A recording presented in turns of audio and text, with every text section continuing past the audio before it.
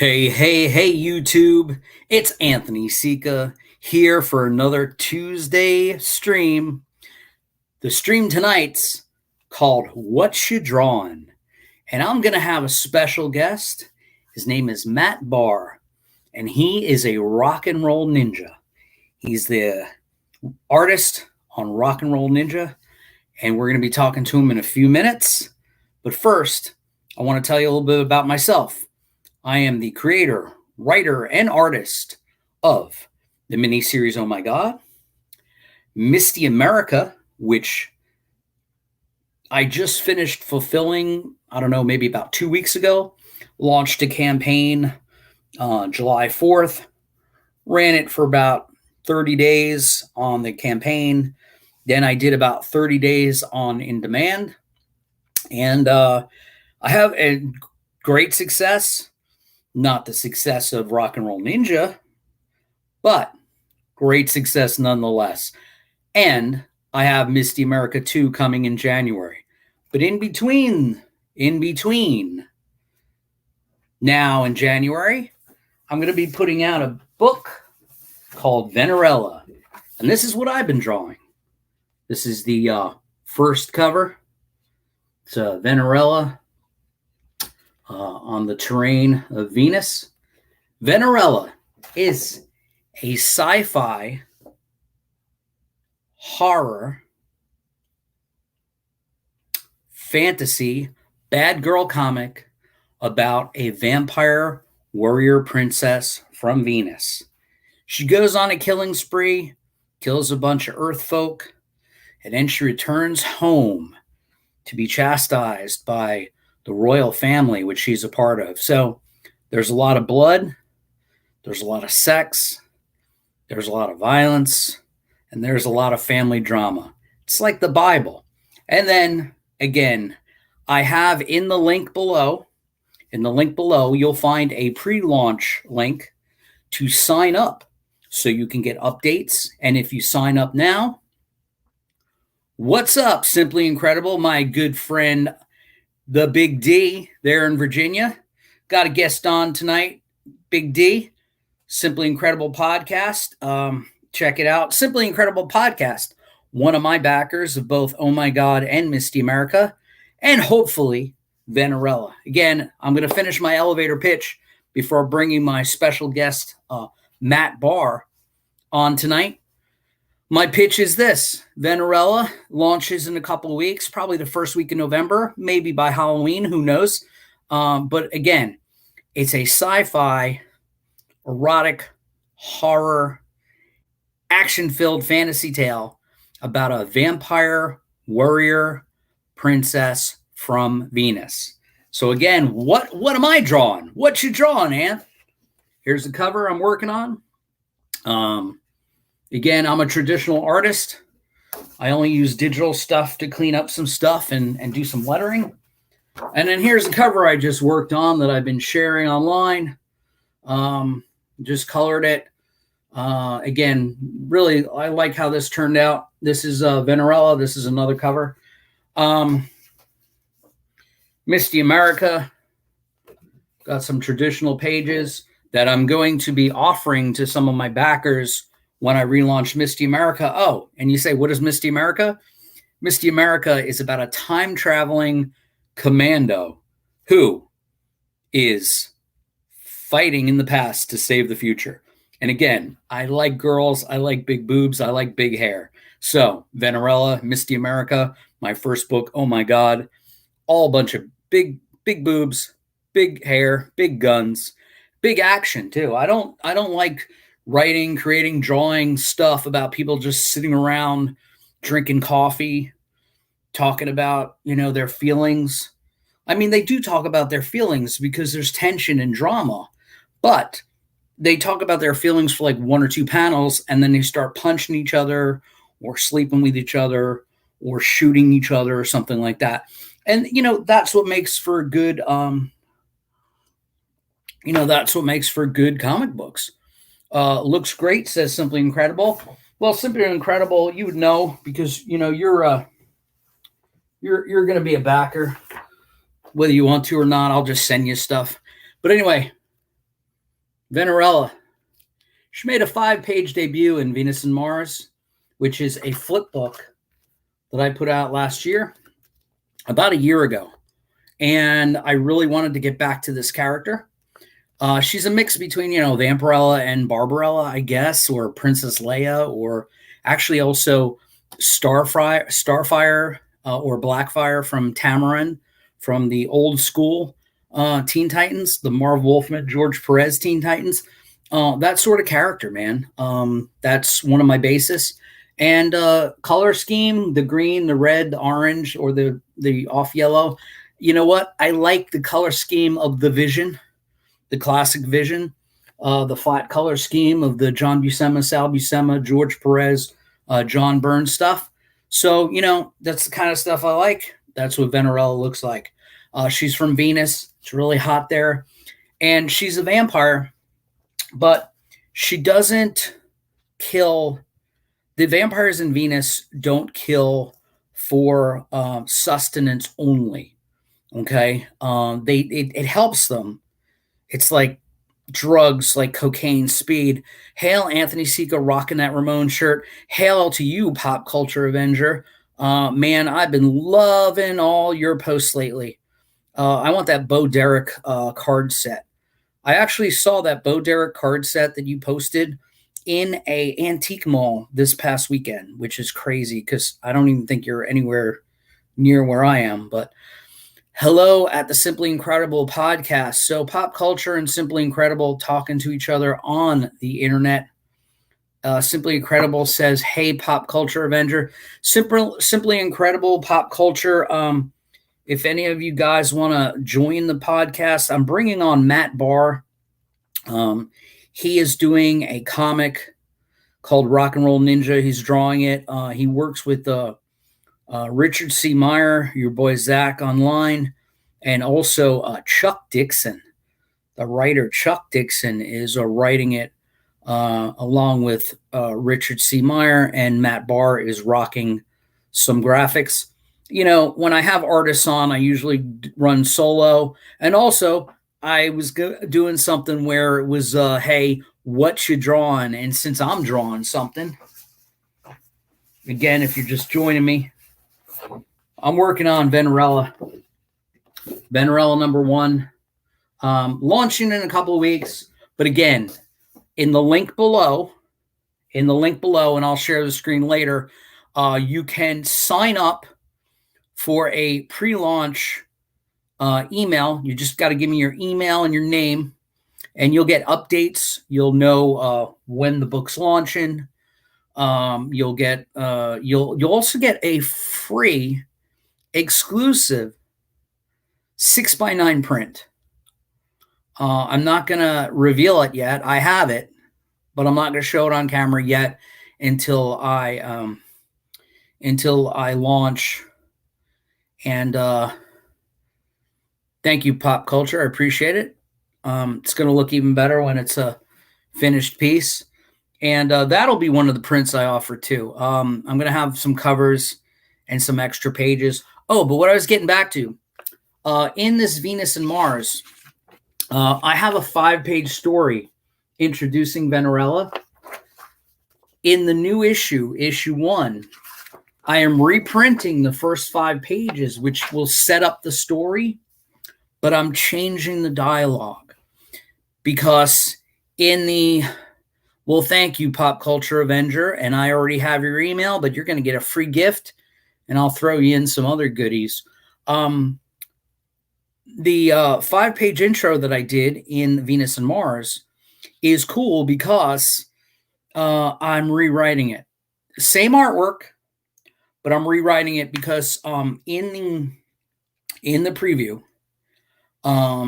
let's just say she encounters a satellite or an orbital ship run by the United States, blah, blah, blah, a bunch of Earthlings on it. And she takes them out. And you know what? I need to change that because I really didn't set up what her motivation was. I thought it was going to be a one and done. But anyway, enough about me. Again, if you're interested in Venerella #1 or anything that I've published, hit the link down below. You'll get an update from me, and you'll get a nice free 6x9 piece of art. But with no further ado, I see that I'm already being joined by my special guest this evening. His name is Matt Bahr, and he is the artist on Rock and Roll Ninja. Simply incredible. Also signed up. Very cool. Let's say hello to Mr. Matt Bahr. Matt, you there, sir? I am there. How are you doing? All right, Matt. We're gonna see you, or is that your owl face? We're gonna see the owl. This is my owl face. I'm in my pajamas.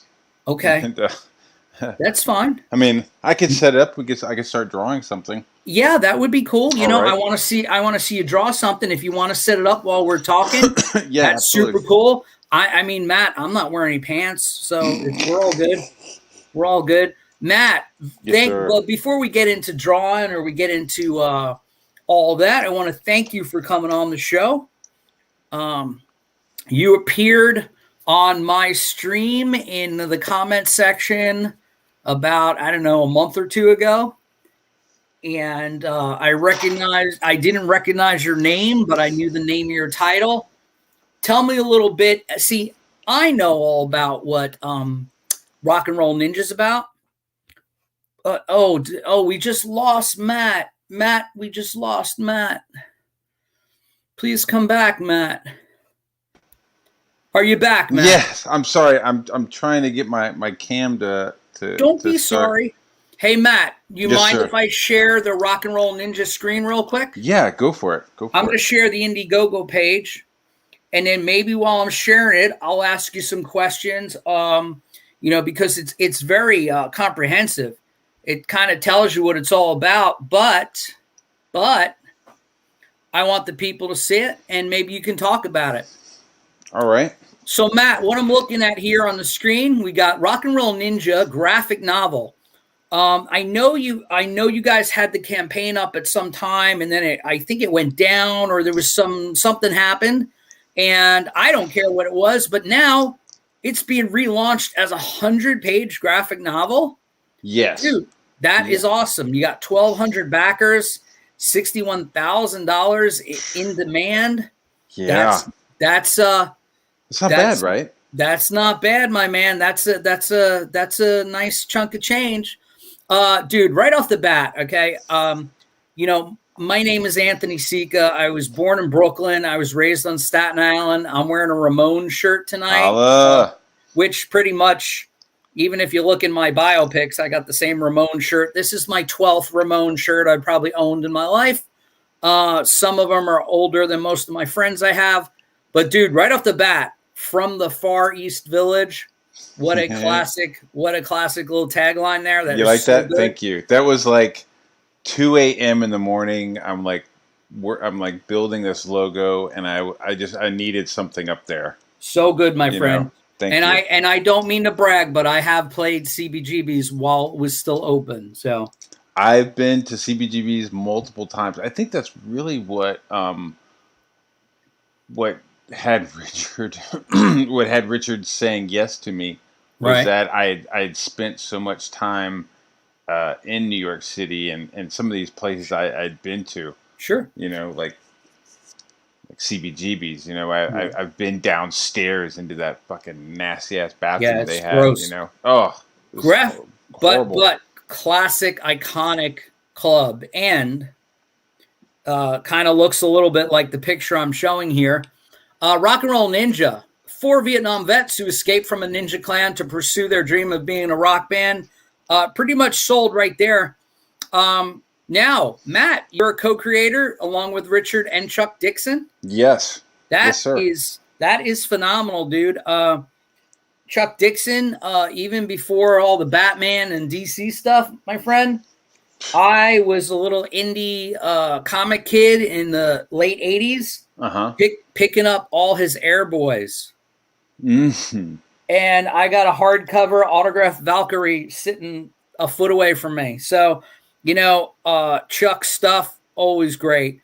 And so they're scripting the book, story and script. And you are doing all the art. I Yeah. gotta ask, are you doing the penciling and inking? The whole thing? Yeah, I'm doing well. So I originally I was going to be doing everything. When I mean everything, that meant the penciling, the inking, and the zipatone. Right. But now I'm not going to be doing the zipatone. Okay. I got this guy named Billy Bosco. Nice. I don't know if you know him. He's an amazing colorist. So he's Okay. kind of like dropping down a few gears because it's not colors per se. It's just zipatone. But it's Right. I got him on there. So yeah, it's gonna be pretty awesome. But yeah. So we were just banging around the idea. Are you a former NFL kicker, Matt? No, I'm All not. right. But that is my my second cousin. That is, yeah. Yeah, that's Seriously? my second cousin. Yeah. Matt Bahr and Chris Bahr, the two brothers that kick. Really? Yeah. We're related. Oh, well, that's crazy. Because the whole all the podcasts, which I'll share once I finish sharing the screen, they're all talking about what team you played for. So Yeah, I know.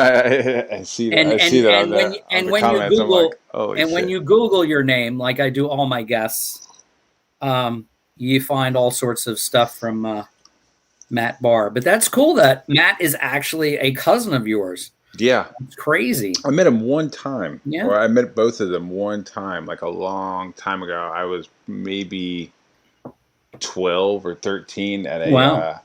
at like a family reunion Sure. in North Dakota, and that's when I met them. I don't think they were that. I think they maybe like just started their careers when I met them, but they were definitely like oh, they're NFL. But yeah. So It has something to Matt, do with the last name. Like yeah. there's not a lot of bars Right. with that spelling. So when Matt, you figure it out, like we're related somehow. I Yeah. got you. So Matt, when you is this going to be a black and white with zipatone? Yes. Awesome. It's gonna have that kind of Yeah. rock and roll kind of fanzine Nice. vibe to it. Was what I I love it. wanted. I wanted it to look like it was like scotch taped together Sure. at a Kinko's down Sure. in the village. You know what Sure. I mean? Like Yeah, it's I got it. that was something we agreed on. Like it was a comic book you'd find in the gutter at St. Yeah. Mark's. Well, you're checking all my boxes, Matt, because that's what I like. Even in all my comics, I want them to look really pasted together, and I want all the art and technique to be there. Well, hey, kind of like the early Ninja Turtles. Yeah. I That's mean, been an influence in like the grittiness of it. Like don't go too clean. Make sure there's some grit to it. There you Make go, sure, right there. Yeah, exactly. So Matt's taking inspiration from Enter the Ninja. Well, that's taking G.I. the Joe, funny the thing. Ramones. He put that on there. Like I think I've seen Enter the Ninja maybe once. That's more times than I've seen it, but we can go with it. I'm much more of like a Shinobi no Mono. You know what I mean? I'm much more of like a classic ninja. Like I saw American Ninja, I think once. Yeah. And I was like, I can't watch this. This isn't, Sure. Zatachi. This isn't classic ninja. This is like No. some crazy shit. No, and I didn't pull it out, but because it's on my shelf, and then I have some stuff in the box. But to be honest with you, my first comic experience with ninjas before the Ninja Turtles were, of course, believe it or not Daredevil with the hand. Yeah. But actually, Frank Miller adjacent. It was all the ninjas in the Wolverine miniseries.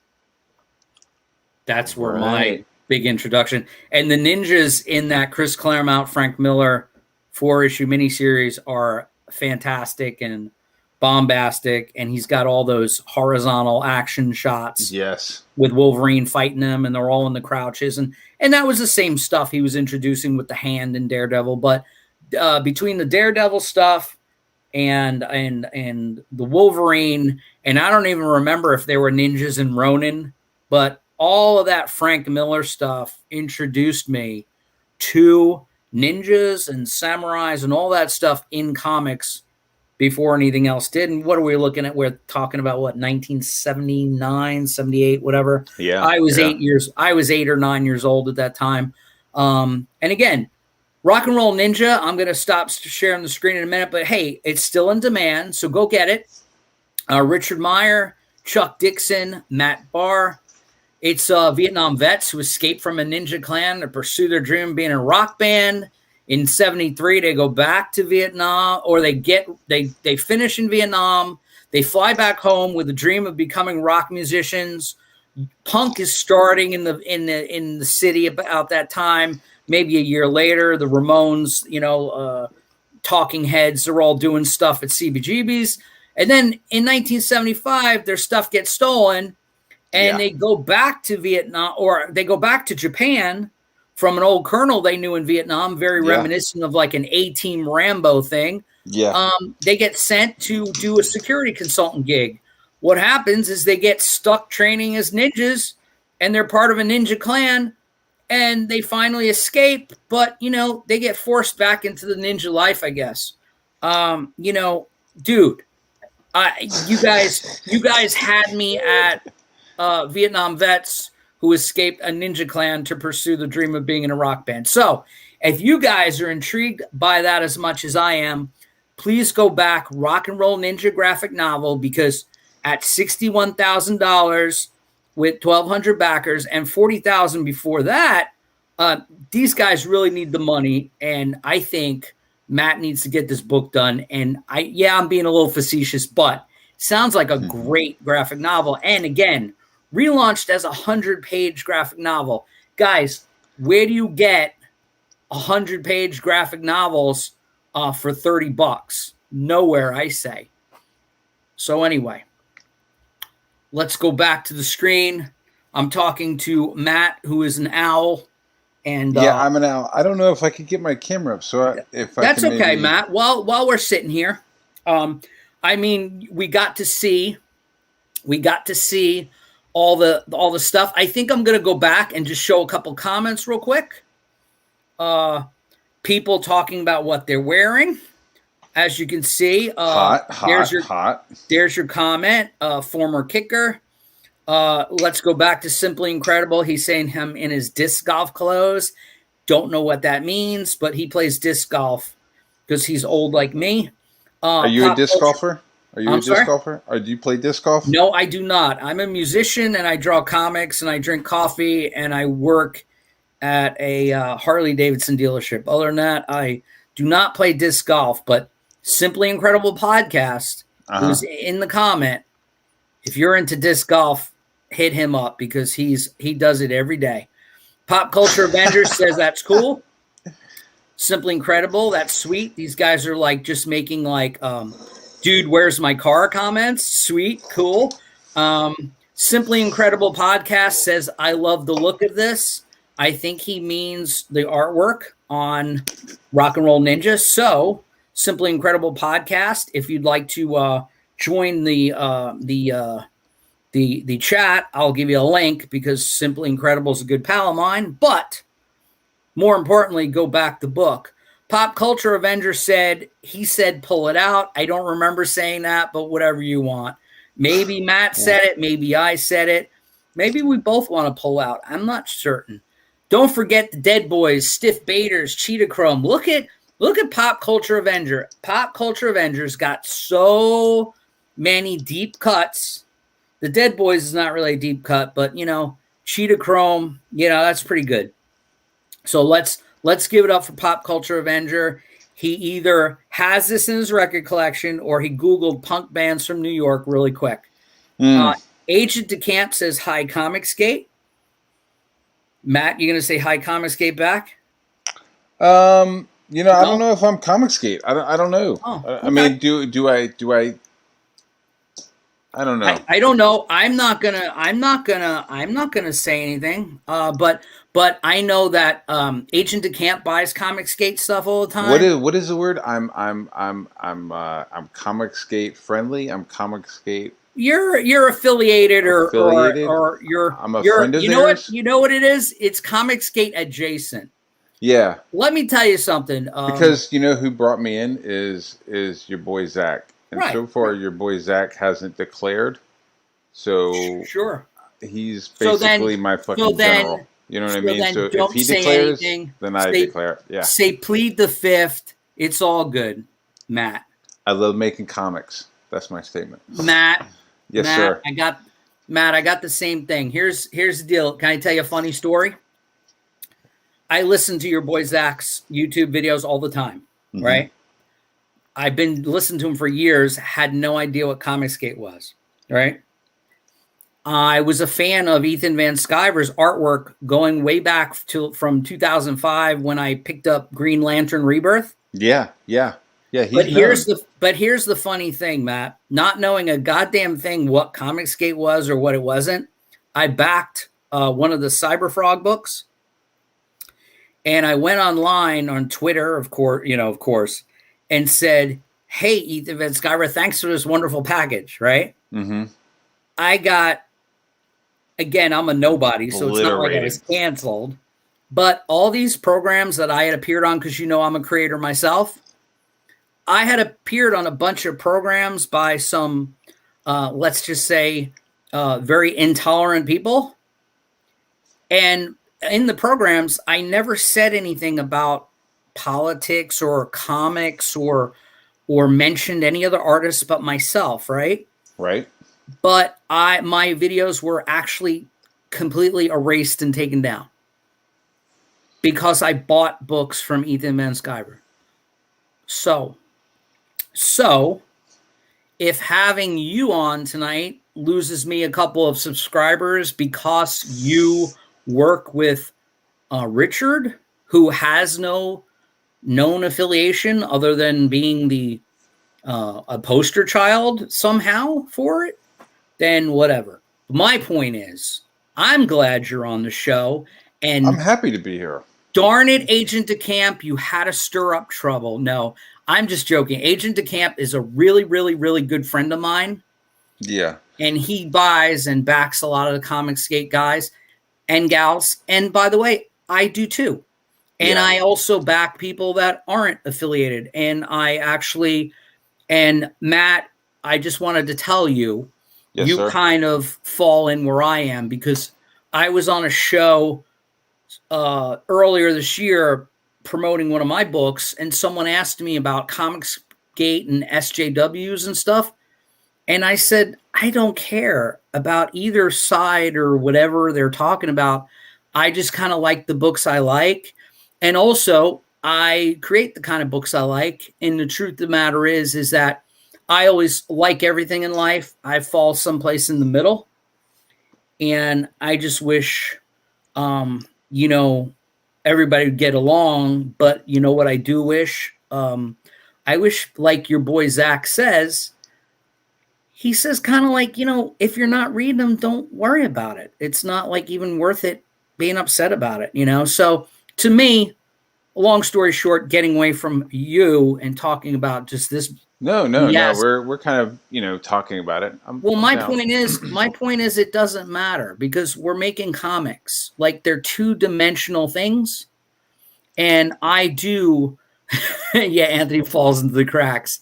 Agent DeCamp's a troublemaker. But the truth of the matter is, the thing is that if you don't like something, just change the channel. That's what my like right now, like I'm not really reading any DC or Marvel stuff, and you're too busy working. Right? Exactly. Yeah. I'm too busy doing my own stuff. Like, I don't want like other stuff in my head. Yeah, let's get back to that. Okay. No, but I mean, that's just, I like the Marvel stuff. It's just not what I remember it being. It's just not inspiring when I read it. And so I just don't read it anymore. And I'm not going to make videos about how they suck. I'm just going to make my own stuff because like I'm kind of indie mindset anyways. Like I like Marvel, I like Spider-Man, I like Batman. Sure. Which of course is DC, but the people who I hang out with are indie people. Dude, You I know what I got you. mean? That's It's why we're hanging out tonight, dude. And when I say dude, I mean it with affection. Truth of the matter is, right? I don't know hmm about you, but I like underground stuff myself. I always have, and I gravitate toward that. dude. You know who my homie is? You know who my one of my best buddies is? Who's that? Bob Burden. Wow.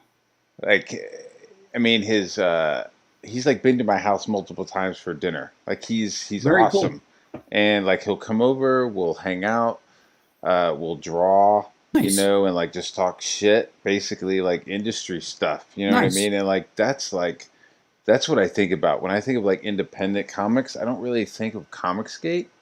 I Sure. think of like Ghost World and Sure. Crumb Yep. and Flaming Carrot and all that stuff that was knocking around in the Sure. early '80s.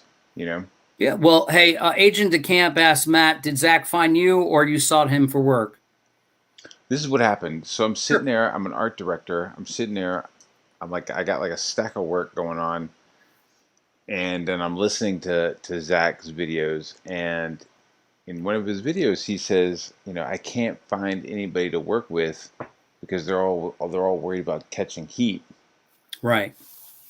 and it's something just like snaps. Like something had already snapped in me because of Zach.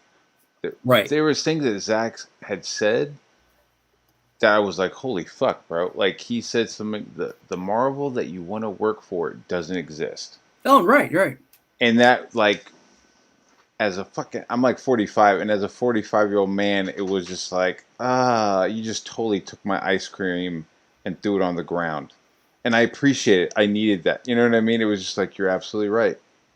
Like it's fucking gone. Like Stanley is dead, Sure. and Jack Kirby's it's dead. yeah. Stanley's There's dead. no bullpen. There's Bullpens. no Jim Shooter fucking. doesn't It's run all the show gone. anymore. Exactly. There's no Jim Shooter. It's You fucking there's gone. there's no new issues by John Byrne coming out. It's Nope. it's it's It's all gone. fucking gone. And so then I was just kind of like listening to him like a little bit more. And when he said the comment about, I can't find anybody, I said, fuck this. And I'll fucking take that heat. I don't give a shit. Great. And I emailed him. And at that point, I had done a lot of stuff outside of comic books.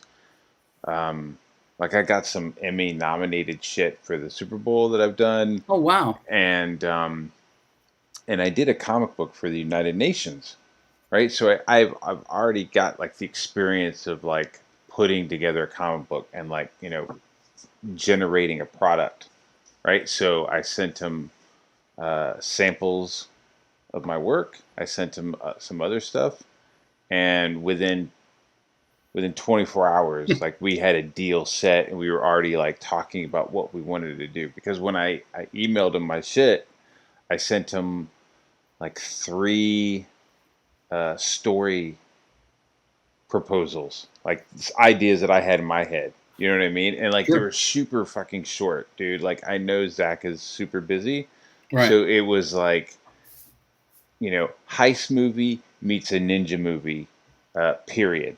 Love story meets a fucking monster movie, period. You know what I Sure. mean? It was like quick stuff, and he was like, "Hey, your stuff, I like your artwork. It's really like funny, and it's got a lot of energy. And I also like one of your concepts, your story concepts. Like, what do you say you take that concept and you wrap it into something that I'm doing?" Right. And that's how Rock and Roll Ninja got Very started. cool. So we just started like going back and forth, back and forth, back and forth for like a good like 72 hours. I mean, dude, there was probably like 150 emails like within that weekend. And once we like hashed out the details of how we were going to work together, Nice. then we got Chuck Dixon involved, and it was like, imagine me and Myers like hanging out and talking about what an awesome dinner we should have, right? Like we are like, oh, we should get some scampies. Oh, we should get like some marinara. You just talk about all these ingredients that we should have for this dinner, and then Chuck Dixon showed up and like cooked that dinner. You know what I mean? Like he took all this stuff that we'd been talking about and just brought it all together and and brought us a script that was just so sweet, so badass. I love it. I love working on this book. I hope there's a sequel. I mean, if it shits the bed and nobody likes it, then it is what it is, Yeah. and we'll move on to the next project. But I think it's been a really fun one. We What got I was going to say, Dixon, before he was working for the Big Two and stuff, he was working for Eclipse Comics, mm-hmm. doing Airboy, Valkyrie, all kinds of great stuff. I was reading this stuff in 1985, 86. Mm-hmm. So, my stuff with Dixon goes back a long ways. But I want to tell you about myself too, Matt. I want to echo Please. something you said. And I'm not trying to be pretentious, but when I'll bring in that other screen in a second too. Yeah. What I want to tell you real quick is, you said you're 45 in your late 40s, whatever. Yeah. I'm 50, dude. Okay. How you feeling in the mornings? Yeah. Well, let me tell you something. There has, in 1995, I wasn't drawing. I was just writing and submitting comics because I was working as a magazine writer. In 95, I was I was hitting people up at conventions, putting scripts in their hands, sending letters to Marvel and DC, that whole jazz, right? I remember 95, those conventions. Yeah. Let me tell you, I got rejected because every Marvel and DC and even Image guys, they were like, we don't want your original ideas. I had this book called The Enchanted. It was like a Dungeons and Dragons thing, right? Yeah. Uh-huh. So anyway, they said, we don't want your original ideas. We want you to write stuff with our characters. So I said, fuck that. I don't want to write your characters. I don't want to write Spider-Man or X-Men as much as I enjoy it. I want to have my own IP.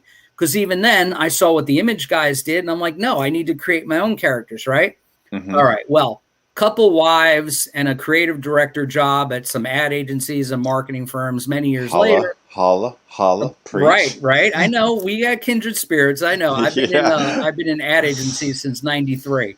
So the point is, long story short, 2 years ago when I started writing this stuff, not knowing a goddamn thing about CG or the way Marvel or DC was, I even said to my wife then and everybody I knew, I'm like, I have no interest in ever working for even Dark Horse and Dynamite and Boom. I don't even want to work for them. No. I want to do my own stuff. And before I knew about Indiegogo and about, the no risk kind of just gamble, which is a no risk thing, my first 6 books I put out, dude, I was selling them through eBay and direct messaging people on Instagram and selling them out of the back of my car in a Target parking lot and doing conventions. Grinding, yeah. But I just put out Misty America this year. Didn't do numbers like Rock and Roll Ninja, but I made some decent money for my first thing out, doing another book.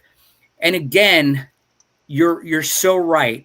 And I'm sorry that people are delusional that they think, oh, I want to go work for the Big Two or whatever. Yeah, all that is a status thing. It's not really doing anything for you. But let me just get a couple comments, and I'm going to share that screen that you're showing. Yeah. Got a guy named On Comics. He says he's traveling next week. He would love to talk about his comic, Temple of Tiamat. That's a good plug. I just gave your comic there, On Comics. That is intended as an alternative to the non-Indiana Jones movie, IGG comic pre-launch, et cetera, et cetera. Dude, I'd love to have you on in the next couple of weeks. You could chat with just like me and Matt. And also, Matt, I'm going to get your buddy Dan on, what is it, Goblin Girl? Yeah. Now, did you work on that book, Matt? I did some trading cards for it. And like you were saying, you worked at an ad agency, sure, at a creative. Yeah, so the last 20 years have been art director. You know what I mean? So I'm like kind of going through Dan's project. Like I like his logo, but it could use a little finessing. Sure. So I'm finessing his logo. There's a couple of things on his project that I'm just kind of like art directing a little bit, because Sure. He's a great guy, and I just want his stuff to be a little tighter. Billy Bosco is on that too, Sure. So yeah, man, I think that's gonna be Let's really let's cool. let's see what you're drawing, Matt. What do we got here? This is one of the pages. Nice. So I just wanted to kind of show. Is that traditional, or are we looking at a screen here? We're looking at digital. Okay. I went digital with this. Okay. Because that's kind of how I'm used to working with my day job. Sure. Doing storyboards and stuff. It was just easier to do it. So this is Dan Pleagle at Boob Dan Art came in, said Polish master. So the Dixon, he was like, hey, I want it to be a rough crowd, right? He didn't really mention anything about cod pieces or tidy whities, but so this is the scene where our guys have gone to the meatpacking district of New York. Nice. And they've kind of run into the wrong crowd. They went to the wrong venue. And it's a bunch of like gay muscle men, S&M guys. It looks like they're at the Blue Oyster. Yeah, exactly. Like you know the weird shit in Manhattan. Sure. So they're kind of dealing with this, and this is where they get their equipment destroyed, and they're fighting for their lives. Got a lot of assless chaps in that picture. A lot of assless chaps, and I wanted to give a shout out to to Dixon for creating Bane.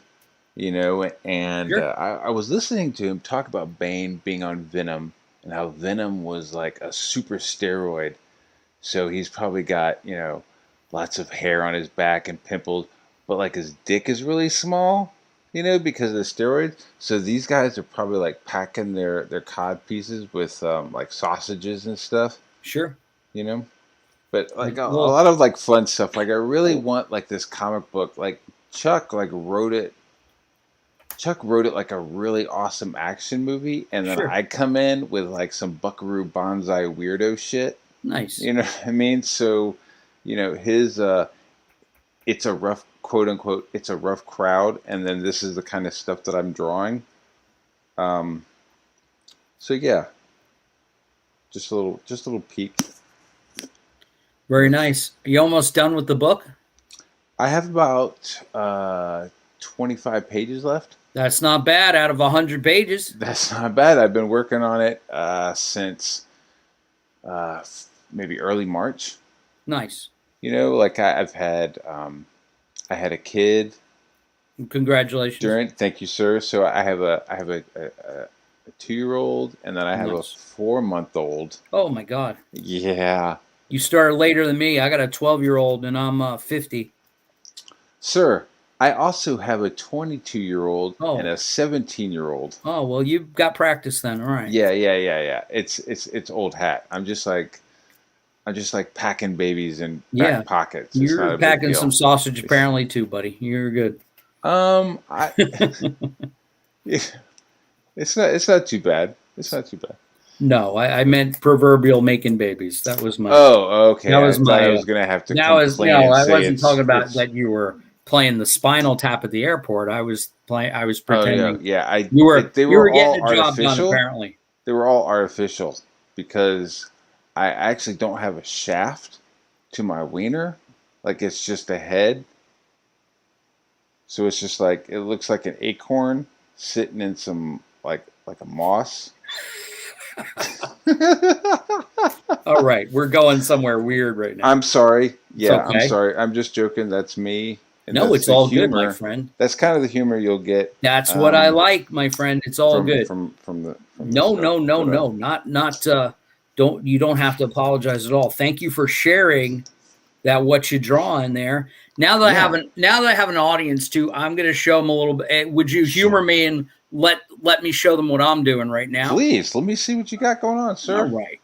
Well, anyway, I am putting together Venerella right now, and here's the cover. I work in traditional, because like you, I do work in advertising and marketing, Mm-hmm.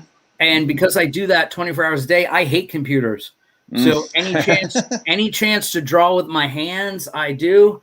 I do everything traditional on Bristol board, then I scan it.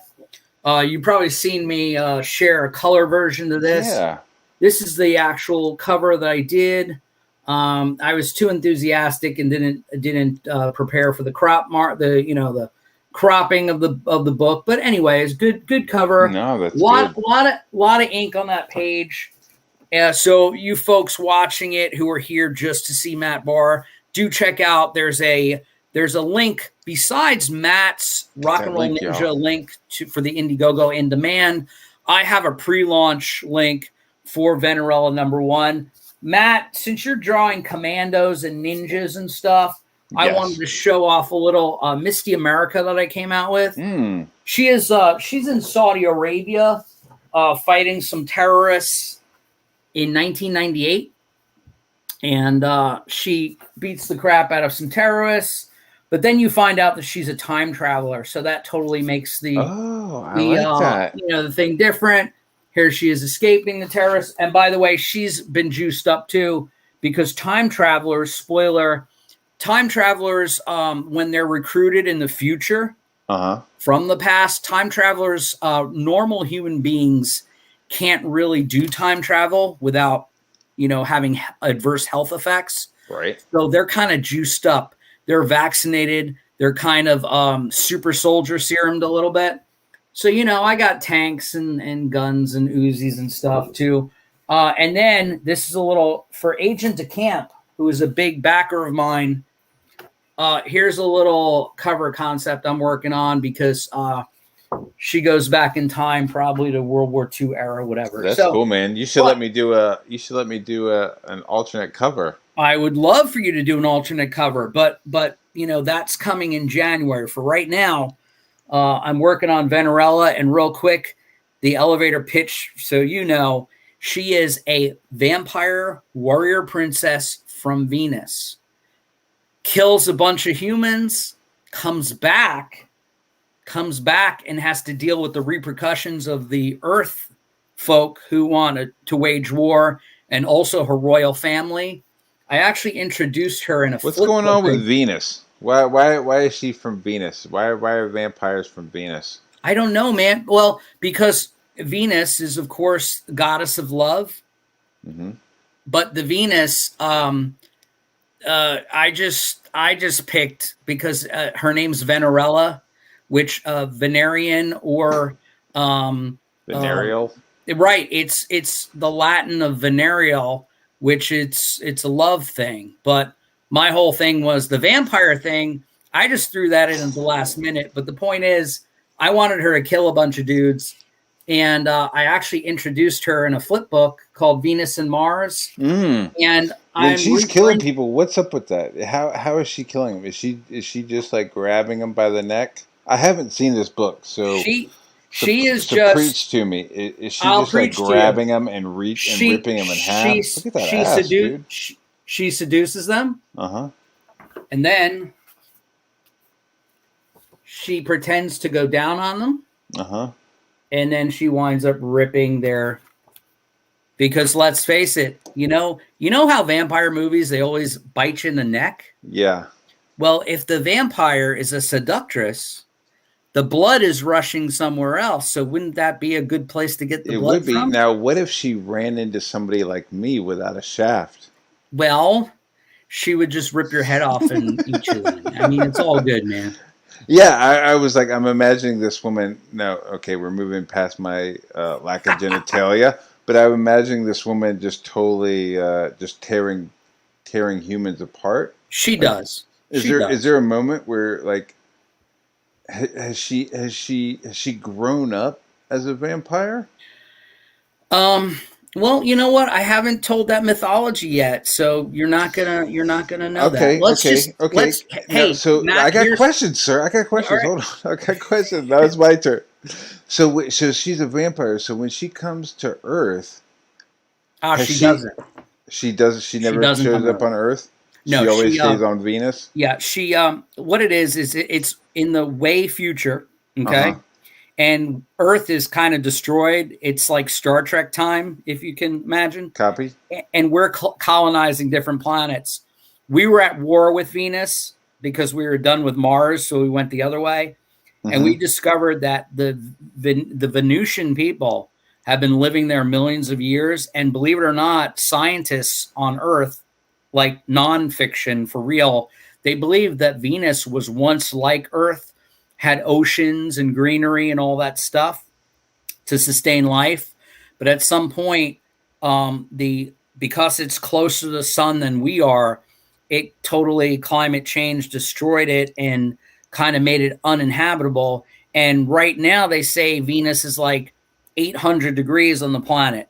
I'm not going that far and telling all that, but what I'm doing is, from a sci-fi aspect, the Venusians are kind of like the Atlanteans in both Marvel and DC, where they were on land at one point, but then they had to go somewhere else. Well, I have them kind of in like a floating city or kind of in a domed area because it is too hot for them to live. And most of their civilization is wiped out. And it is like a real archaic Game of Thrones, like royal thing. But the problem is there's reason why she killed the humans that she kills in issue 1. And it's really not for bloodthirst. In other words, the vampires that are on Venus don't really need to consume blood for life. They just consume it like a narcotic.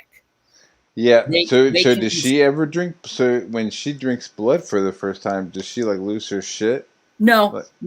And to be honest with you, the violence that she is, that I have her depicting, is not. There's reasons behind it that I would spoil if I told you. So I gotcha. Because that, as a father of a 2-year-old right now, I'm just imagining, her. She just recently found out what chocolate chip cookies are. Sure. And she she'll do everything she can to get those fucking chocolate chip cookies. So I'm just imagining, your vampire princess.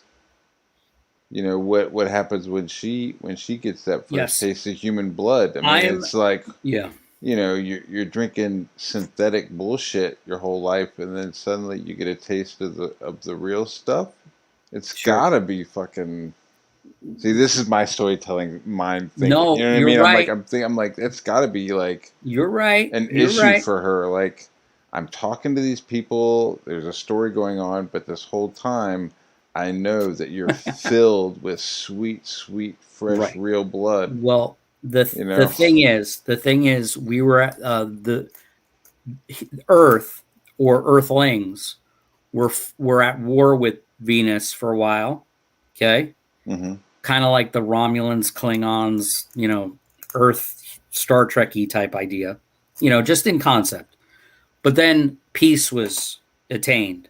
But while the war was going on, let's just say that if the folks from Venus got prisoners, POWs, let's just say they tasted human blood, if you know what I mean. However, that is not the reasoning behind the bloodlust that she depicts in the first issue, or that I depict. And again, without spoiling it, you're going to find out why she's so anti-human. And it has to do with her family and the past. But then all that comes to fruition by the end of the first issue. You'll realize why, and then we'll go from there. Dan Plagle offering to do some fan art is pretty dope. I mean, the guy, sir. All right. Yes, sir. He does some pretty big boobs. Yeah. Really big boobs. But what's funny is that when you look, when you first see it, you're like, holy shit, he's got boobs and other stuff going on. But underneath that woman's boobs, like, her anatomy works. Yeah. You know what I mean? Like, he's like a good artist. No, he really is. I mean, it's like, he has these huge knockers everywhere, but like, everything is anatomically correct, and everything, like, he's a really good artist. I Yeah, like well, him a lot. Dan hit me up, and you vouched for Dan today, and I actually invited him on the show, but he said he had to go to work or do something. I think he's lying because he seems like he's in the chat now. So He's a superhero, so he's I think we should contact his work and tell them that he's on this chat. But Dan, imagine Dan sitting on the edge of a building right now. He's looking at his phone. His cape is fluttering. He's waiting for the next call, all right, but he's on his phone. But he can't. He works at night. He's I got you. like a Well, superhero. Dan, I already told Dan that he will be on the show, and so we'll on comics. Everybody's chatting, man. I'm easy like Sunday morning. I just like talking to other creators, and I especially like talking to artists. Some of these writers, and I'm a writer too, but some of these writers are a little too pretentious for me. I really like the artists. I like the artist aesthetic. I don't care whether you work on digital or traditional. I just like to hear about process. I like to hear about people that are influenced by art because Mm. the art is the hook, in my opinion. The story comes later. Some of those questions you're asking me about Venerella, some of them I don't even know the answer to yet until I draw the book. I You know know. what I I mean? get weird, dude. I get like when I get focused on a project, Sure. I just start asking All questions right. that are like super like you know I got questions about precise. You know what I mean? I got questions about your rock and roll ninjas. I Why can answer them. why I did can they answer go them. back? Why did they go back when they were happy being out of the service, being a rock and roll guys? Why did they go back to did this colonel have something on them? No, no, no. Well, like I showed with that page, that was the page where they get their Oh, their equipment equipment got destroyed, stolen. That's right. right? Oh, So they get their equipment, pretty much destroyed. They're sitting in a bar. They're talking about, fuck, what are we gonna do?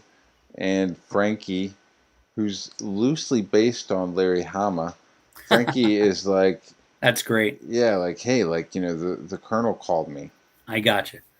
so that's their like, fuck, like, okay, So like it's we'll like, we'll do this because yeah. it's kind of a Green Beret kind of So, a and it's situation also where they like the become theft force movie multipliers. that they need that one more job to get the money to get out. Yeah, Maybe yeah. It's I like we're got it. doing good with this band. We'll go and do this consultation gig. It's not a big deal. We'll go and do it, and then we'll get enough to get a van. We'll tour, and then we'll come back and we'll start playing again. But Boy, when they go, see, when they go to the Ninja Clan, they don't let them know that it's a Ninja Clan. oh, They keep it very on the DL. They play it dumb. it's They play it close to the chest. kind of And tough to hide though. well, I mean, clearly these guys have been dealing with indigenous people for most of their career. So when they show up, they're seeing another village of Uh, indigenous people. gotcha. But it definitely starts to slip pretty early, Sure, especially when like our guys, are super good at hand to hand combat, get their fucking asses handed to them.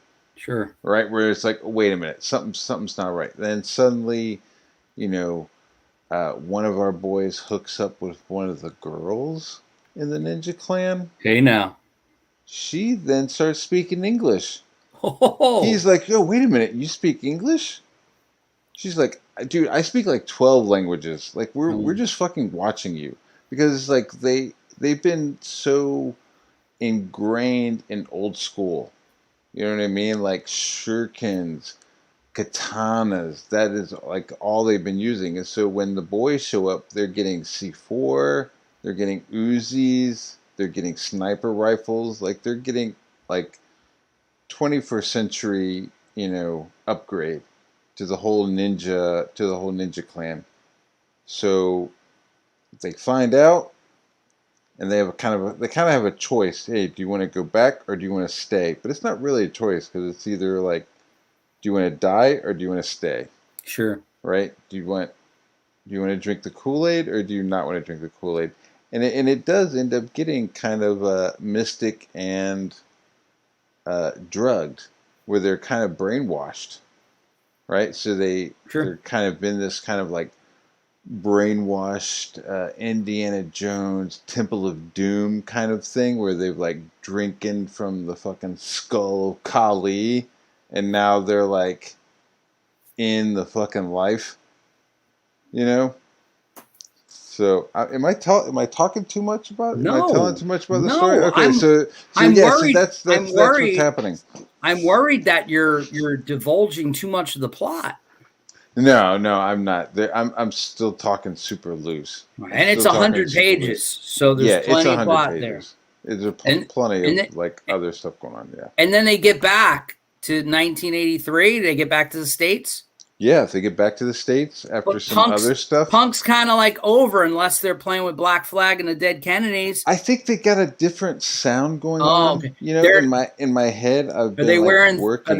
skinny ties and No, playing sir. keys and No, cars covers? no, no. They're kind of like Thin Lizzy Oh, okay, meets New Wave. Like I'm in my head, I definitely have like a soundtrack going on. You know, there's nice. a lot of Thin Lizzy going on. There's a lot of Ramones. There's a lot of like maybe even a little like Blockheads, like a little like Ian and the Blockheads. You know what I mean? There's like Yep, some. It's like almost like pub rock, nice. but the lead singer of the group, Angel, he's Hispanic, Latino. He's also gay. There's a little bit of flamboyance to him, right? So it's like imagine like Thin Lizzy, but with Prince, like singing, like Nice. you know what I'm saying? Like Yep. like I'm like when you're drawing as an artist, Yeah, I got you it. understand that Oh yeah. you get long hours alone by yourself, Yeah. right? And so within those long hours alone by yourself, like first you go through like your own life choices and where you know where you fucked up and you know Sure. you know what you could have done if you had a shaft to your penis, and then you like get into the story and you start like thinking about like what these guys sound like, and you know you start like listening to stuff. But there's definitely like some Prince. There's definitely like some uh, the guitarist, you know, Hudson. He's a black guy. You have Frankie. He's an Asian guy. So they're kind of rock and roll. So they're not going to be as like you know flamboyant as Angel is. They're going to play a little more AC/DC, a little more like a little more Thin Lizzy. But You know, who's playing bass, Matt? bass is Hudson. Oh, Hudson okay. is a black guy, and he's based off of Sergeant Dukes from Dexter. Nice. Surprise, motherfucker! All right. Very stereotypical, making the black guy play bass, but that's all right. What is this stereotypical? I don't know. Well, I don't know either. I'm a bass When I think of I'm a when I bass player, so the guys with the rhythm usually. No, I'm just joking. oh, I didn't even think about that. See, you know, in my head, I was thinking Rollins band. Rollins Oh, band.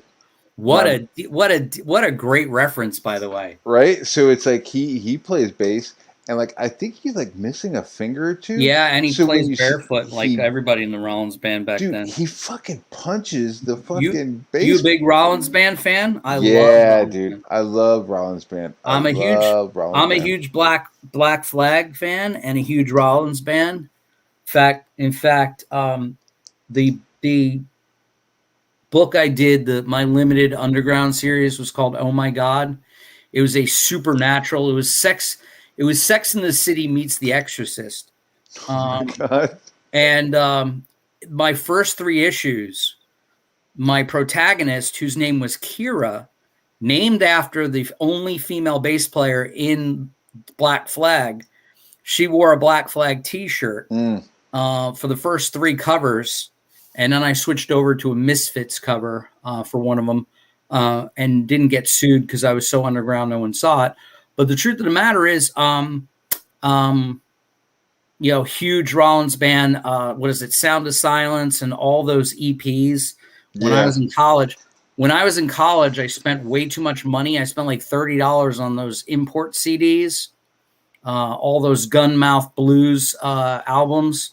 Mm. But anyway, Rollins band, Black Flag, huge punk fan. You know, when I was a kid, I spent a shit ton of money because I was straight edge. right? So I had an allowance, and I didn't do drugs.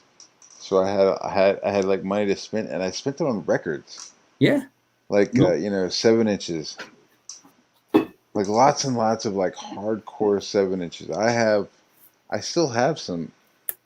I still have them. I mean, they don't want to get rid of them, but I love hardcore indie rock. You see that? Indie. Oh my god, yeah, dude. That's That was such a big deal, right? You were like, that's my this is like that's second my arm's printing. length. This is That's at second my arm's press. length, buddy. Mm, Like that's just sitting here yeah, because I was listening to it like a yesterday. totem. Like a totem. It's just sitting right by you. What are you gonna do? No, I hear you. I hear you. But so 100 pages. Yes. Oh, look at Dan with the go again. Yeah, Dan's got the Black Flag reference in there. Look at that. Boom. Dan Plaglab, do you have a book I can fan art to? Talking to Dan or talking to me? Go look up Dan Plagle on the Twitter. I don't know if you guys are on the Facebooks and the Instagrams, but go look up at Dan Plagle, at Boob Dan Art, I think is his Twitter handle. Go find him. He's got some great stuff. Getting back to the mention, you guys mentioned Dan. I had been following Dan for months, but he didn't follow me back. But I followed him for months, and I've been following you, of course. In fact, I recognized your thing. Dan, you also need Dan. Dan needs to do a little Misty America for me also, because Misty America's got big boobs. Cry Misty for me, like the Goblin Girl. And by the way, I kind of based, you got your squad, I got my squad too. I got this girl over here, she's a ninja. Oh yeah, look at that, dude. Her name is Mitsuki Yamada. And by the way, dude, remember I told you these are all time traveling commandos? Yeah. Well, she's from like the 1500s or something. Dude, I like time traveling. It's so fucking like kind of crazy. I don't know. Like, I want to do something where people go back and they steal fucking Jesus out of the cave. Here's her trading card that came with my campaign. That's when you find out about her. She was born in Koko, Japan in 1458. But she's in 1998 fighting terrorists. So there you go. Why is she in 1998 fighting terrorists? Because what they did is the people from the future came back to different points in the past to assemble a team. Okay. So they went all the way in the past to 1470 when she was like 30 years old, plucked her out. And by the way, I got a Latin guy.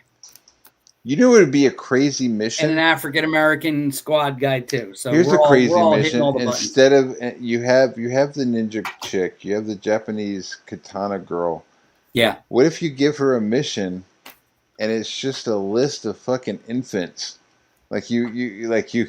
She's time traveling and she's just going to different like nurseries and just stabbing babies and then moving on. Well, that's a good idea. I could have her kill Bill Gates. That would be a fucked up mission. She could kill Bill Gates and Steve Jobs in the cradle right now, and then this YouTube channel would just maybe disappear.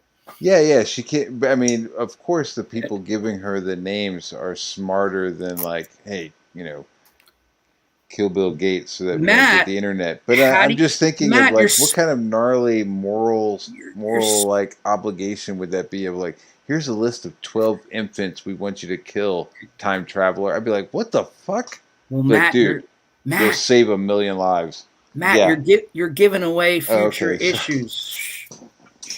I am a story consultant. I will take I'll give you a percentage, Matt, if I use that storyline. Just send me some edibles. It'll be fun. All right, there we go. How's that straight edge working for you? It's straight edge until college, right? Yeah, like college, and for you at college, 4 kids later, and 45 years old, right? Dude, I need the bud. I need the bud. I'm like, and maybe a beer every once in a while. I prefer smoking bud, definitely, over drinking. Dan Pleagle says you are a polisher. Polishing what, knobs? I know that's what I was getting out of it. Is that like the next person in line? Like first you have the fluffer and then you have the polisher. Or maybe you're just looking at too many pages from Goblin Girl. His Goblin Girl stuff is just It's great. I insane, saw it. man. Looks great. I'm gonna have them on. And I'm gonna you have don't them know on. what you're gonna get at the end. And what I mean by that is the stuff that he's showing you. He'll draw a page, but that won't be the final page. He'll redraw that shit like two or three more times, so that like by the end, when he finally adds the gray marker scale, the grayscale stuff, like it's like the sixth version of that page. Nice. You know, it's like What, it's what pretty wild. since we're talking about since we've gone from grilling me Yes. to talking about acorn penises, can we now, since you made a One nice, testicle. can we, since we segued nicely there, can you tell me who are your art influences, if you have any? Just random folks. Do you have Yeah, any? I know. I absolutely have some art influences. Definitely Jack Davis Okay. is a huge art influence. Yep. Um, Will Eisner is a Of course. huge influence, and then after that, it starts to go into like, you know, Capullo. Really like Greg Capullo. I really like Dan Panosian. Um, I really like Eric uh, Canetti, and I really like that fucking dude who does Calvin and Hobbes. Oh, okay. Yeah. Um, Why is his name eluding me? Shit. his fucking name is Bill Watterson. Yeah. Sorry. Okay. Yeah, I really like Bill Watterson's line work.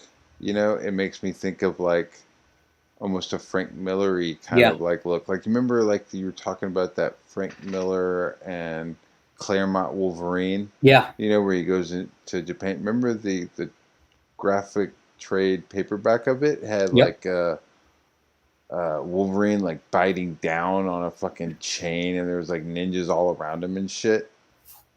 Like that had a kind of a Bill Watterson kind of a inking look to it. I like that, but that's another influence. Um, yeah, so you can kind of tell like the kind of stuff that I like. Talking about that.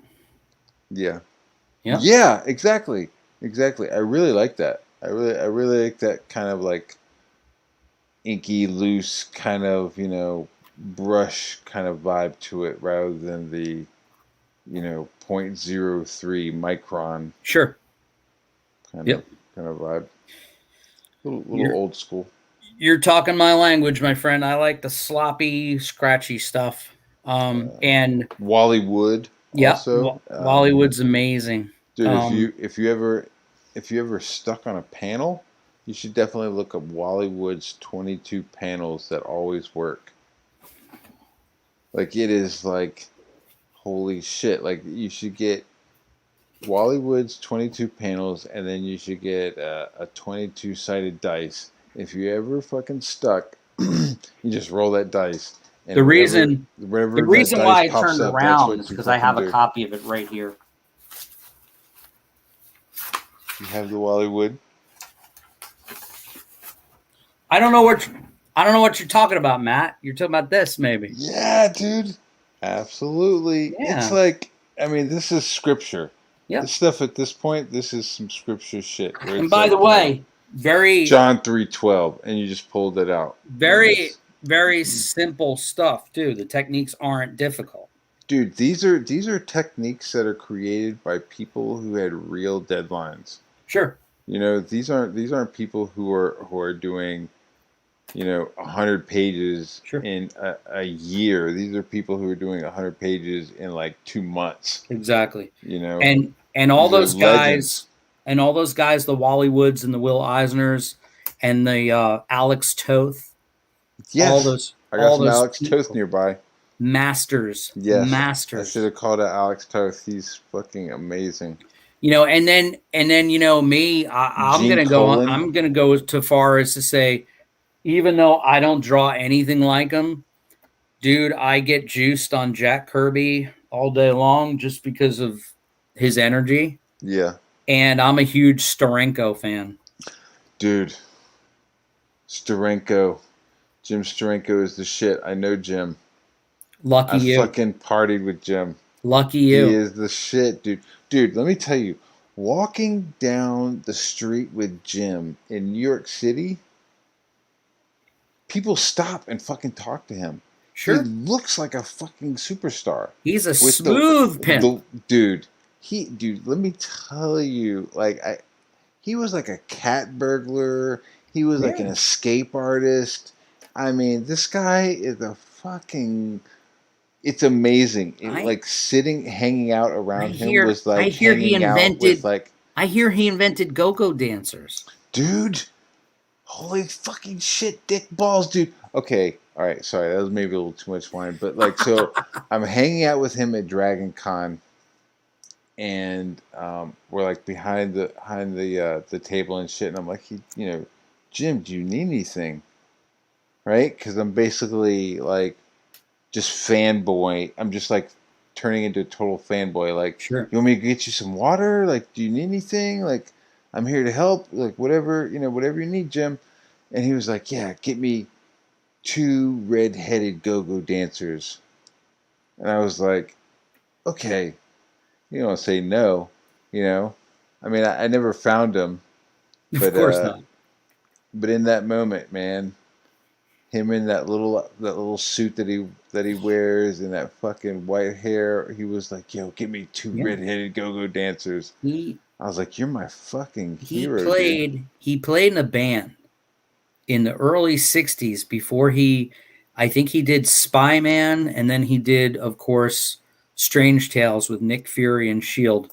But before he got into comics, he was playing in a band. And we're talking about while the Beatles were in Hamburg, he was playing over here in a combo. And the story is that he had girls on stage in cages and poles accompanying his band playing. And this is before you saw it on Ready Set Go or any of those British, hmm American bandstand type shows. Before you saw the Who or the Kinks or the Rolling Stones or any of those pop group, the Dave Clark Five, before you saw any Yeah. of those bands, he was doing that in small clubs in the Village in New York City, supposedly. So he is credited as being one of the first artists, musicians to incorporate go-go dancers in his band set. Mm. So not only did he, and by the way, he doesn't have a lot of comic book creative output. Yeah. He's got less than 50 books in his career, but the The influences impact, the the influences it with resonated. him with him it's great. It's quality over quantity. He's You an know, amazing guy, man. he did the silent 4-page, 5-page spread before Hama thought about doing it with Snake Eyes or whatever. He hmm was doing sections of Strange Tales and Nick Fury with no dialogue for 5 or 6 pages. So Mm. he's really No influential. shit. Yeah, I like him. I like him a You lot. and by the way, I'm jealous that you got to meet and hang with him because I've never met him, and hopefully I'll meet him before he dies, Well, I like or he might lucked outlive out, me. man. So he I might like outlive lucked me. out where like I met Bob Camp like 10 or 12 years ago at a convention. We had two tables next to each other, and over that decade, I would go and I'd go and hang out with him at New York Comic Con, and it would be like hey, here's so and so. I'd be like, hey, nice to meet you, Larry. Or and then we'd go to Dragon Con. Hey, nice to meet you, Bob. So it was just like just hanging out and like not being weird. Hey, see you You later know what I on mean? comics. On comics. Thanks for joining the chat. Talk to you later, buddy. Sorry. No, no. Yeah, so I just ended up meeting like all these like old school guys. Nice. Yeah. And then when I went to SVA, I had some like old school teachers. Like I got to have Klaus Jansen as Wow. one of my instructors, and I had Gene Colan as one of Wow. my instructors, which was Wow. was That's pretty great, dude. awesome. So I feel like super lucky that I was able to like touch the last generation. You know what I mean? Yeah. Like Are you an East Coast guy, Matt? Where are you calling me all from? the way, all the way. I mean, right now I'm in Georgia, Oh, you're in Georgia? Oh, okay. but I was born in Newport News, I got you. Virginia, and then I spent a lot of summers in New York City I because got you. my uncle lived there. And then as soon as I graduated high school, I moved to New York City. I got you. So like I graduated, on a Tuesday, and on Thursday I was working at the Bag House on Broadway Wow. in Manhattan. You know what I mean? Nice. And it was all Cool. geared towards comic books, Very right? cool. So like I just thought I was going to be working at Marvel. Like my whole life, I was like, oh, I'll be in the bullpen, Sure. and at any moment, Jim, at any moment, Stan Lee will walk by and he'll ask me, he'll quiz me on some shit, and I better know it. You know what I mean? Like that was kind of how I grew up. Um, I'm talking to you from Florida. Um, Come down to Florida. I'm in Florida. Come to Florida. I'm But you're north not of. you're not originally from Florida, right? You're No, originally from up I'm north. from Staten Island, New York, my whole life. Mm. But I've been down here. I've been down here off and on for the past 25 years. Um, I moved back in the mid 2000s. Spent some time in New York, in Manhattan. And a funny story. I'm going to tell you. I'm going to tell you why you shouldn't feel bad about the Marvel story you just told me. When I moved back to New York City, it was post 9/11. It was 2004. Okay. I have a friend of mine who actually worked for Stan Lee, and he was a manager at Jim Hanley's universe. And he was actually working in Stan Lee's entourage when Stan Lee would do conventions and stuff. But he had an acquaintance that a friend of his, or actually a friend's friend of his, this girl that he introduced me to at my band was actually playing a show, Hmm. and he came to see me and he brought a couple of friends. And long story short, one of the girls there was literally 22 years old, if that, and she was just made an editor at Marvel Comics. Um, I, as I hear your sigh of disgust, but Not this is disgust, but but it's this is just but this is the worst part. Okay, when I was on break, I was so excited to meet someone who's an editor at Marvel Comics, whether she was a young girl or a 50-year-old dude. I didn't care. I just wanted to yeah. talk to her. Hmm. When I sat down and talked to her, she was an editor for the last 3 months, and I forget which title she worked on. But when I started to ask her questions about the titles, or I think I asked her about the X-Men or New Mutants or something, or X-Force, or maybe Bendis was doing Ultimates at the time, or the Secret Invasion or whatever was going on. Hmm. I asked her flat out. I said, "What about this or this character?" And she looked at me dead in the eyes and she said, "I've never read comics before. I don't know what you're Jesus. talking about." And at that moment, Stan and Kirby in, weep. in 2004, when I went home to my apartment in West 95th Street that day, I said to my wife, I said, "I have no desire to ever work for a big comic book corporation if they're hiring people And again, I don't care about how old they are, and I don't care about their gender. But what I did care about was that they weren't enthused or had no prior knowledge or love of comic books. Exactly. That's exactly. It's all gone. It's all gone. So you had, you had that first generation of people who were creating the characters. Then you had the next generation of creators who had grown up and appreciated those original characters. So you had like your Stan Lees and your Jack Kirby's and your Steve Ditko's, and then you had the next generation of Marv, Wolfman, and John Burns and George stuff. Perez. Yeah, you had Neil these Adams, guys who like appreciated the folks. respect, and then now you kind of have like this weird generation of people who are just using it as a stepping stone. That's all it is. You know what I mean? It's like for Netflix show or for status. It's like, oh yeah, I'm gonna work at Marvel for a couple of years and then I'll move up the ladder of the Warner Corporation or the Disney Corporation. You know what I mean? They're not like there's no longer people who are like in love with the medium and in love with the art form enough to be like, Marvel is my fucking end all. Like, there was people like that, it was like, I've gotten to Marvel, this is my fucking dream, this is the shit, because they loved the characters, and they respected them. They respected the characters, and now there's no love for the characters, so there's no respect for the characters. So when you're like, oh yeah, Superman's son is gay, like, it doesn't surprise me. Like, it really doesn't, and it doesn't like make me mad either, because it doesn't surprise me. It's like you're giving toys to kids who like don't even want the toys. Sure.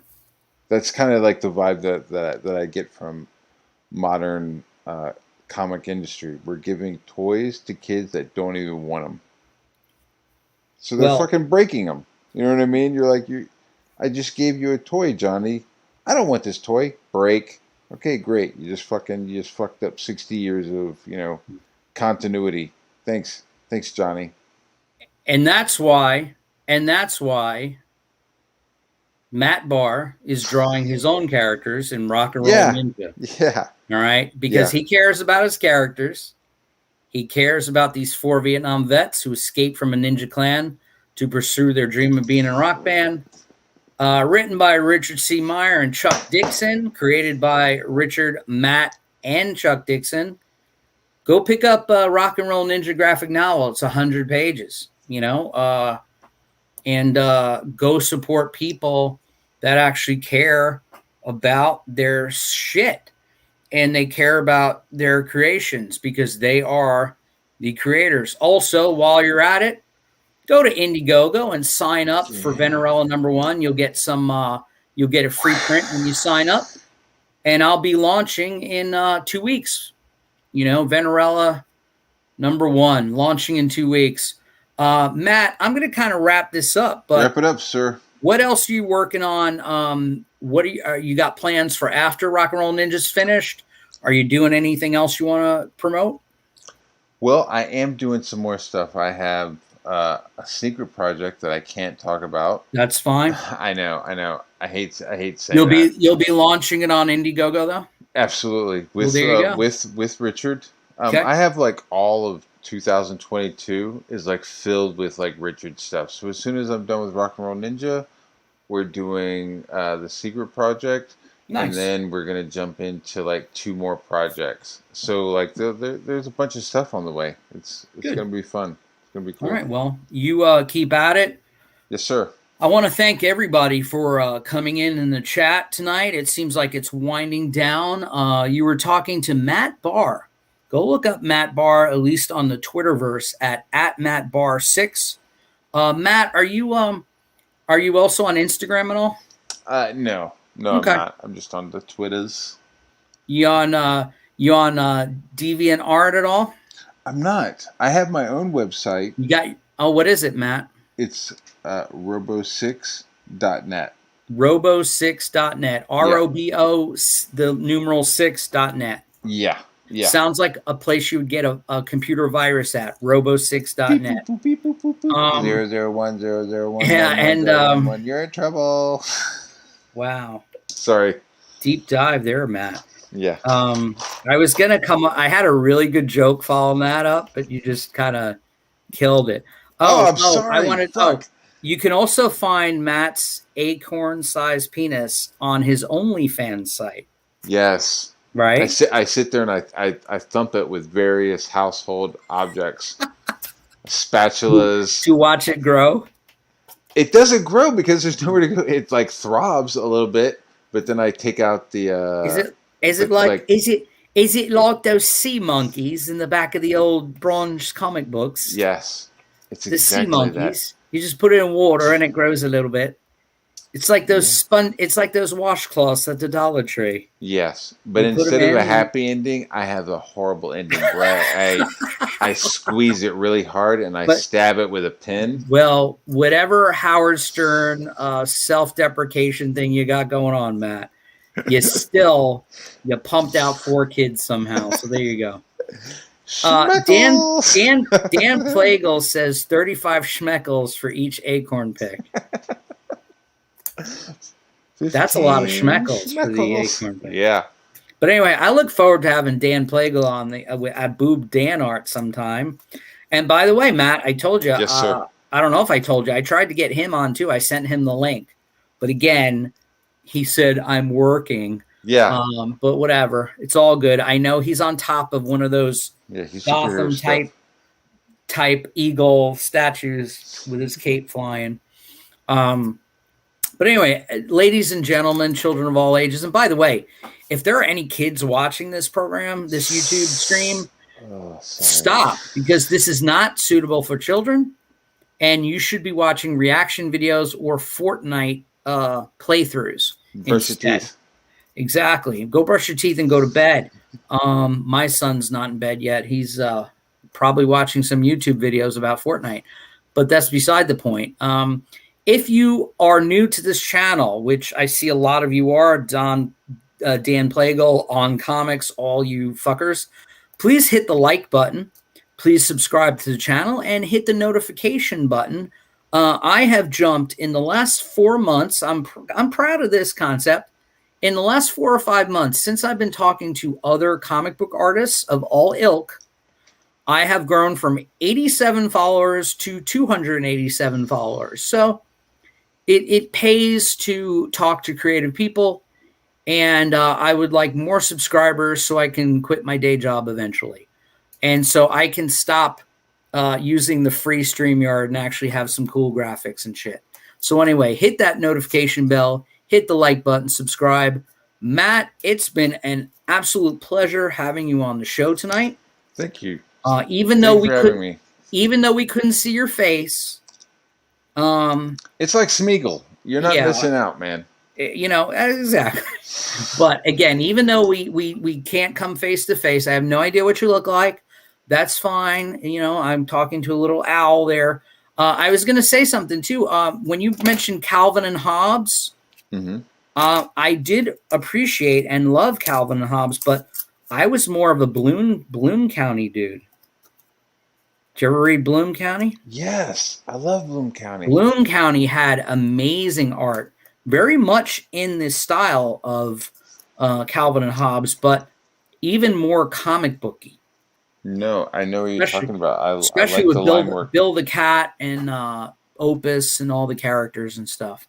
But anyway, Burke Breathed, very unusual last name. Past tense of breathe, it was breathed. Burke Breathed was the author, artist in Bloom County. I have all the books, and I used to run to my newspaper every Sunday to see the color version. But to be honest with you, I prefer black and white, so you can see all the mistakes and the style. I got to say something, Matt, too. You know why I don't like? You know why I don't like modern comics? Why? Even and I'm going to be a little weird here. Even some of the CGers like Ethan and stuff like that, some of their comics, although they're beautiful, I don't like some of the over-rendered colors where it looks like it's a video game. I kind of like my old school flat 70s colors. I don't know what it is, but you know, some of these comics today, they're so washed that with layers in Photoshop that I can't even see where the lines are. I would agree with that. And I think I've also heard that a lot of folks who, whether they're doing digital or whether they're just going pencils to colors, there's not even any inkers involved. It's just going right from pencils to color treatment. And I think that's a shame, because way back when I used to watch Kevin Smith movies, I did believe sometimes that inkers were tracers. But then when I started inking my own comics, and if you watch 8 million episodes of cartoonist kayfabe, and you actually look at the work of Will Eisner and Alex Toth and all that, you will see, hey, these inkers are working their ass off. Yeah, absolutely. And you know who's just as almost as king of comics, just as good as Jack Kirby? Joe Sinnott, baby. Holy shit. Did you see all the work he did in the 60s over Kirby? That couldn't have been easy. So everybody, do me a favor. Appreciate the inkers in comic books and appreciate comic books. Folks like Matt who are making their own books, folks like me, folks like Dan Pleagle and On Comics. We got someone late coming in, Lion Art. Lion. So what's up, buddy? He asks, so the colors ruin the line art? I don't know, Lion Art. You're probably a colorist, so I'm not going to say. But I'm going to say that color sometimes doesn't ruin the line art, but it makes it undistinguishable. For example, Matt, you're familiar with J. Scott Campbell, right? Yes, I am. Okay. Have you ever seen J. Scott Campbell when he shares some of his work? And by the way, J. Scott Campbell still works everything by hand. He does traditional pencils and inks, right? Mm-hmm. He'll show a process on Instagram or Twitter or wherever he is, and he'll show whether it's a Marvel cover or like even Art Adams. I can say the same thing. Art Adams and J. Scott Campbell, they'll put this defined, cool inked drawing up, and then he's like, oh, and here's the colors by whoever it is, right? Yeah. And the lines are gone. Yeah, there's a lot of like over coloring or it's like just colorizing a lot of lines. Reflection and lighting and all this stuff. And I don't know, man. I guess I'm old. I'm 50. It just doesn't look like comics anymore to me. It looks like, again, like a video game and not like a comic, a traditional comic. Now, you will say, the winds of change, change is coming, blowing in the wind, all those Bob Dylan cliches. Yeah, you do have to evolve, but at the same time, it's nice to have a little tradition. So I'm kind of moving away from that kind of stuff. Like the person that I work a lot with right now, Billy Bosco, like it's kind of like he could do that super rendered stuff. Like he does his own coloring and he does his own paintings and stuff. But like, when I'm getting him to do my stuff, I'm like, all right, look at 1980s fucking Marvel. Like look at, it's like I'm like having him pull back, See this? It's all flat. Yeah. And I did it for a purpose because you see my, I purposely wanted. Or like I want it to look like they're picking up a comic book from 1983. Right. Exactly.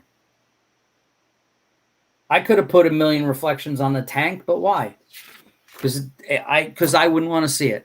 And it doesn't take away from the colorist if you're asking them to use less colors or to do less rendering. It just makes it, more artistic, kind of like some of the Mike Mignola coloring, what I mean? Where you're like Dave Stewart stuff, and there's more some textures than it is like rendering.